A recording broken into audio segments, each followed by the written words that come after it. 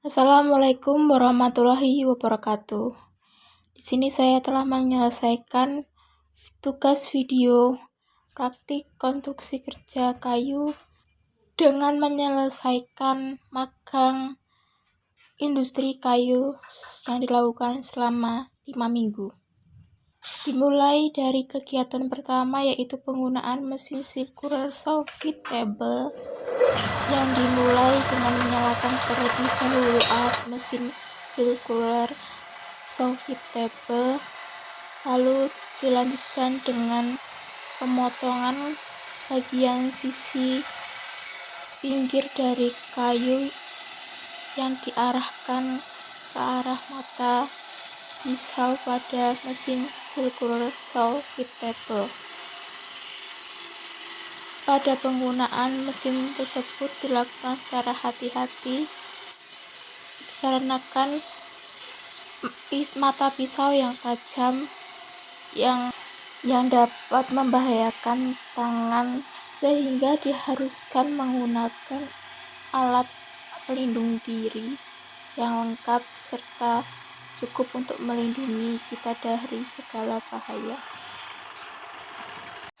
Pada saat melakukan pemotongan pada bagian kayu yang ukurannya besar, terdapat kesulitan, itu pada bagian sisi kayu yang terlalu tipis. Pada saat pemotongan akan terjadinya penghambatan pada saat pemotongan berlangsung. Lalu yang kedua, yaitu penggunaan mesin wood jointer dengan mengarahkan kayu pada mata pisau yang ada di dalam mesin wood jointer. Pada bagian sisi kayu yang besar terdapat bagian penyangga yang menyamaratakan sisi bagian dari pinggir kayu agar memudahkan pekerjaan. Pada saat penghalusan di mesin wood jointer, bagian kayu harus dibolak-balik di setiap sisi untuk mendapatkan hasil yang maksimal dari mesin wood jointer. Maka dilakukan secara berulang-ulang agar bagian dari sisi kayu tidak bergelombang.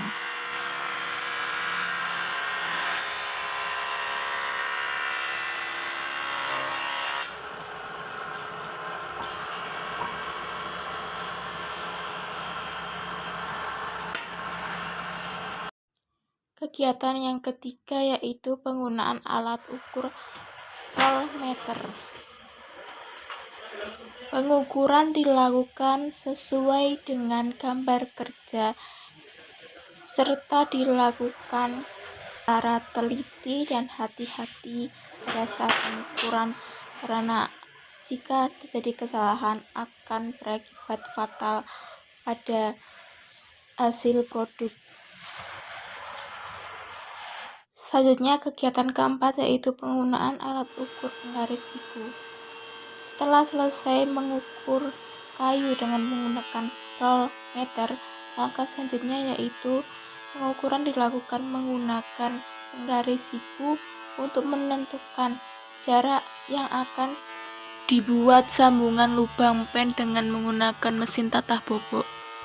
Pengukuran pada kayu dilakukan pada setiap sisi agar tidak terjadinya kesalahan sudut ataupun kesalahan garis pada bagian sisi-sisi pada kayu.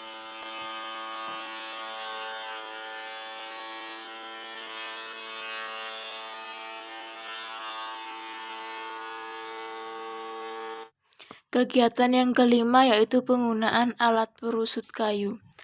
Setelah digunakannya penggaris siku untuk menentukan letak dari sambungan purus dan lubang, selanjutnya yaitu penandaan pada bagian sisi kayu dengan perusut kayu yang sebagai tanda apakah bagian dari kotak tersebut yang digunakan untuk membuat purus atau lubang pen.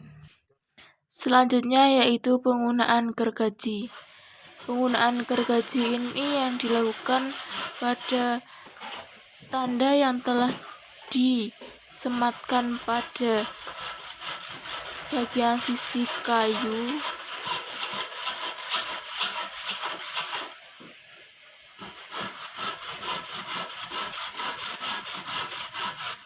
Selanjutnya yaitu kegiatan ke-7 dengan penggunaan alat mesin tatah bobok.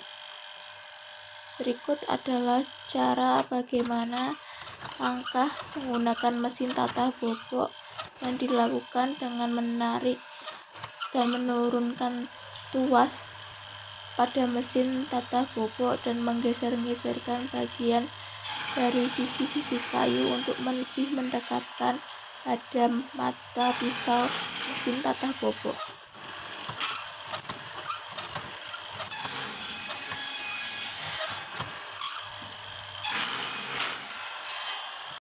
Pada saat menggunakan mesin tatah bobok, dilakukan tenaga yang ekstra untuk menarik tuasnya dikarenakan mesin yang berat. Pada saat selesai melubangi kayu dengan mesin tatah bobok, selanjutnya membersihkan serbuk kayu hasil dari pekerjaan tersebut dengan bisa meniupkan serbuk kayu ke arah luar agar tidak mengganggu pandangan mata pada lubang yang sudah dilubangi dengan mesin tatah bobok.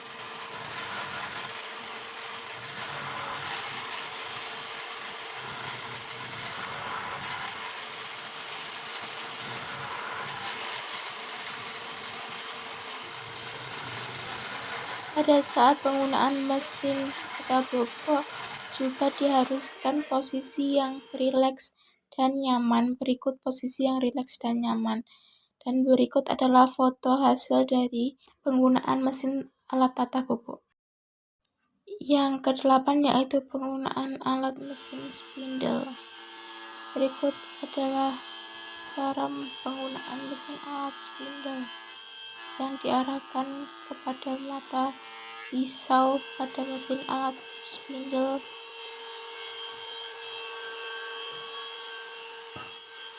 Berikut ini adalah hasil dari penggunaan mesin alat spindle yang ada pada sudut sisi 90 derajat pada kayu.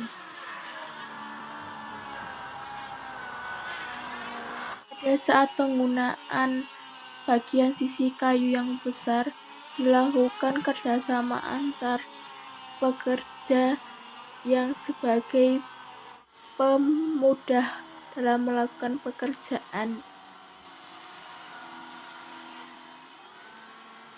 Kegiatan yang ke-9 yaitu penggunaan alat gergaji tangan listrik.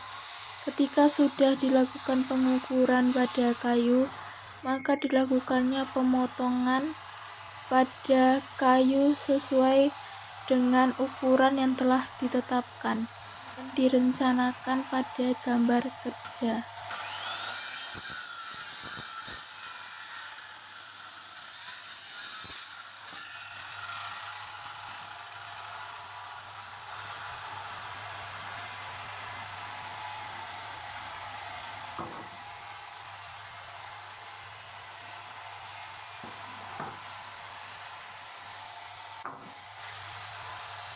Yang ke-10 yaitu penggantian mata pisau pada mesin wood jointer.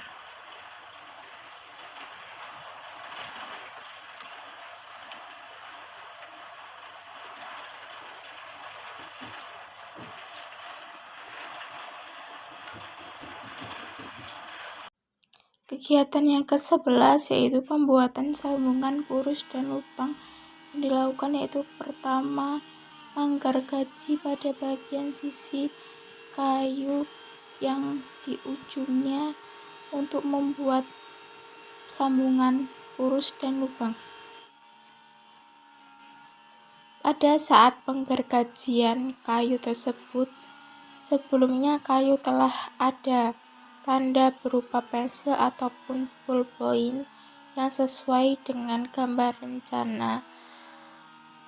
penggambaran dari sambungan purus dan lubang.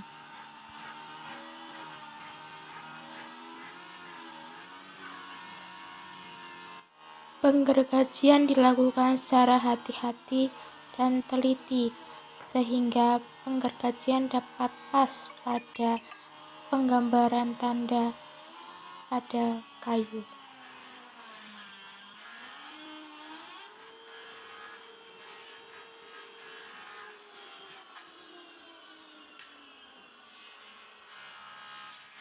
Berikut hasilnya. Kegiatan yang ke-11 yaitu penggunaan pahat manual. Pada saat setelah selesai menggunakan mesin alat tapah bobok yang melubangi kayu untuk membuat lubang pen, selanjutnya yaitu merapikan lubang pen tersebut dengan menggunakan pahat manual. Lubang tersebut akan berbentuk seperti persegi panjang dengan kedalaman yang sudah ditentukan.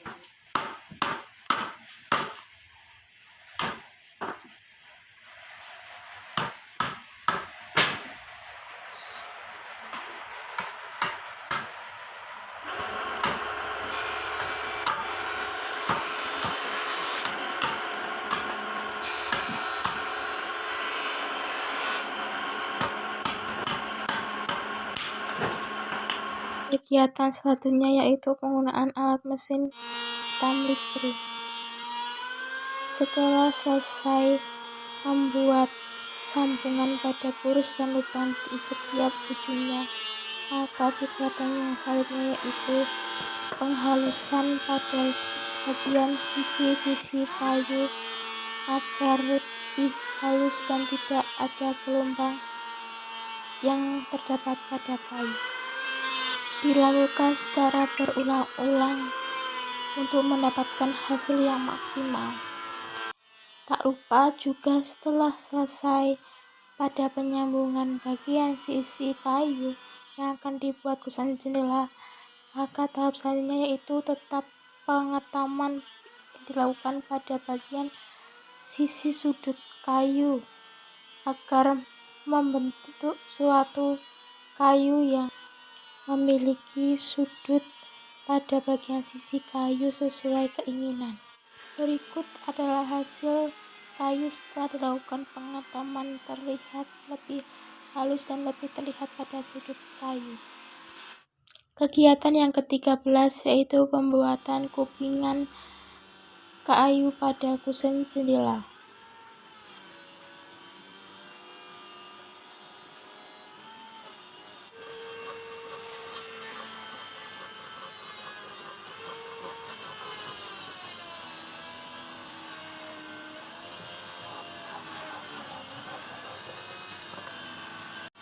Selanjutnya yaitu menggunakan pahat manual untuk membuat kupingan bagian kusen dari jendela.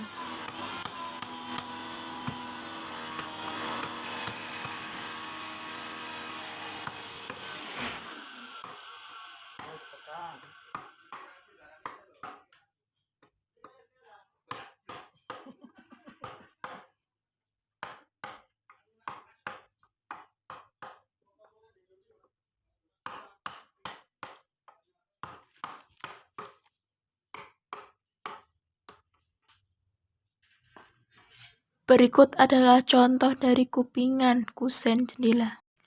Selanjutnya kegiatan yang ke-14 adalah penggunaan alat mesin gerinda. Setelah dilakukannya pembuatan kupingan, maka selanjutnya yaitu pengelasan pada kayu dengan menggunakan alat mesin gerinda. Pengelasan dilakukan setiap bagian sudut dari kayu sama seperti menggunakan alat mesin ketam. Selanjutnya yaitu kegiatan penggunaan alat mesin router dengan memanfaatkan untuk membuat profil pada bagian dari sisi kayu.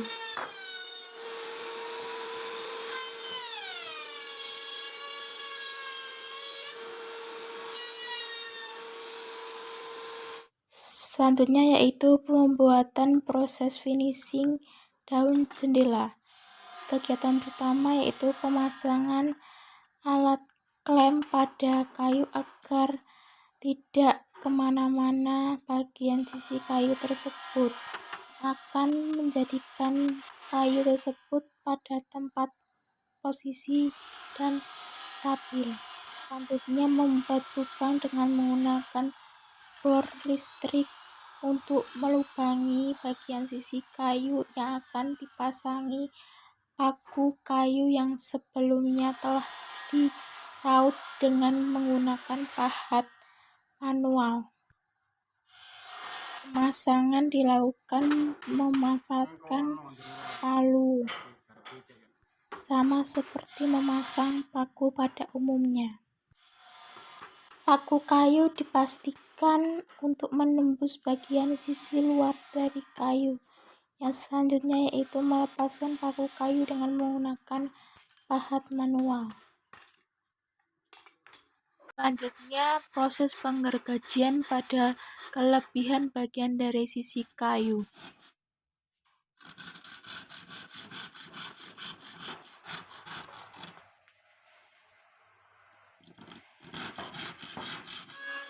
Tak lupa yaitu proses pengetaman pada bagian sisi dari daun jendela agar lebih halus dan tidak adanya gelombang pada bagian sisi kayu dan menajamkan sudut-sudut kayu.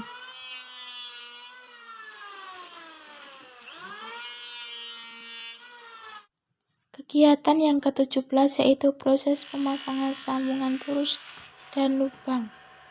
Yang pertama adalah perapihan pada purus dengan menggunakan pahat manual yang dibantu dengan palu. Dilakukan secara hati-hati agar tidak mengenai dan melebihi bagian sisi kayu yang seharusnya tidak dibuat lubang. Selanjutnya adalah proses pengukuran pada bagian dari sisi purus yang akan dipasang sambungan purus dan lubang. Harus dilakukan secara teliti. Selanjutnya yaitu tahap dari pencobaan penyambungan pada bagian sambungan purus dan lubang dan tetap diukur berapa jaraknya. Setelah diukur, maka melepaskan sambungan tersebut dan kemudian melakukan pemahatan. Dilakukan secara berkala dan berulang agar tidak terjadi kesalahan dan kelonggaran pada bagian sambungan purus dan lubang. Selanjutnya yaitu setelah selesai mengukurnya, dilakukan pemotongan dengan menggunakan gergaji manual. Berikutnya setelah dilakukan pemotongan, maka dilakukan perapihan dengan menggunakan pahat manual. Langkah berikutnya yaitu mencoba pemasangan sambungan purus dan lubang. Setelah dilakukan perapian menggunakan pahat manual dengan tetap mengukur jarak ataupun ketelitian dari sambungan purus dan lubang agar tidak adanya ruang dan rongga pada sambungan purus dan lubang. Jika masih terdapat kesalahan, maka dilakukan secara berulang dan menggunakan gergaji tangan. Pemasangan tetap dilakukan dengan mengaduk-adukkan bagian atas dan bagian kanan kiri pada kayu dengan menggunakan alat palu, dan pastikan tidak adanya rongga pada sambungan purus dan lubang. Berikut ini adalah hasil dari pemasangan sambungan purus dan lubang.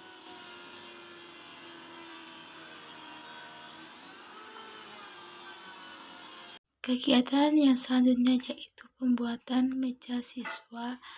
Yang dilakukan pertama yaitu proses pengukuran ukuran dari meja siswa yang sesuai dengan desain rencana pemesanan.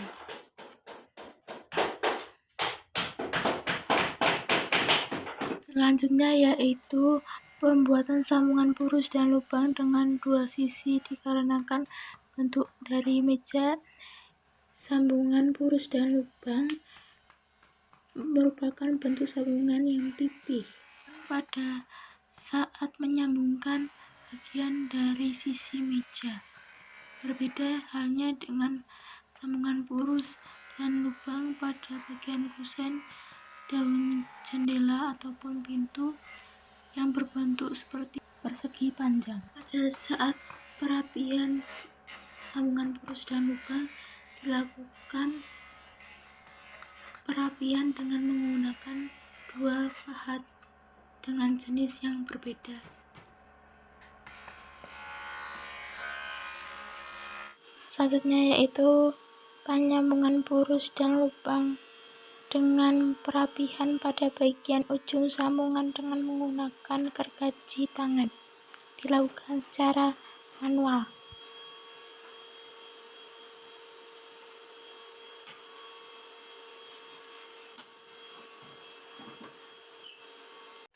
Berikut ini adalah penyambungan dari sambungan purus dan lubang pada produk meja siswa.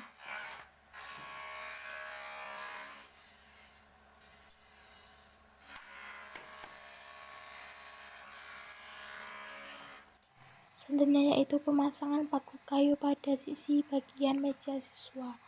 Yang pertama pemasangan klem, yang selanjutnya yaitu pelubangan lubang dengan menggunakan mata mesin bor yang dilubangi pada setiap bagian titik kayu, dilubangi secara secukupnya sehingga menembus pada bagian sisi dari luar kayu.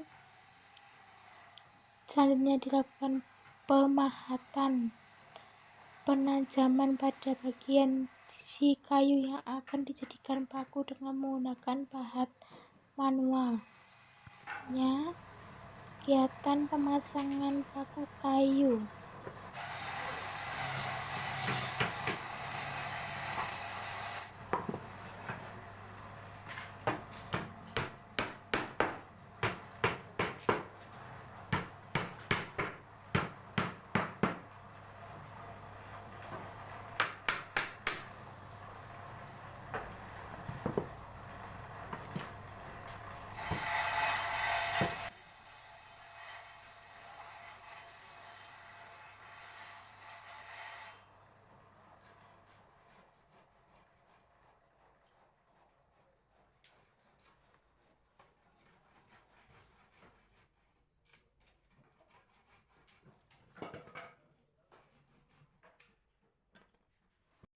Langkah berikutnya yaitu pengetaman pada bagian sisi sudut kayu yang jangan sampai terlewatkan pada langkah ini.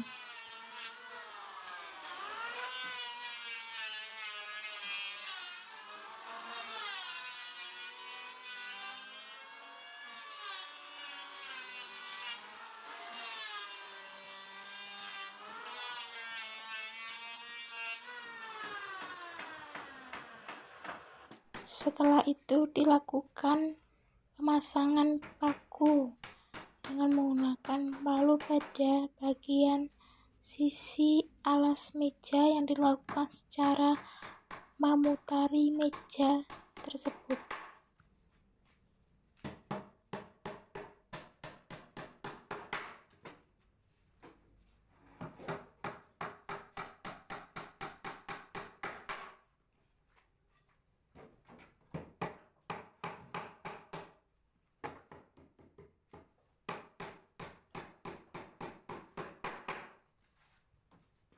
Setelah itu dilakukan pencabutan pada paku dengan menggunakan palu cakar agar tidak membahayakan siswa.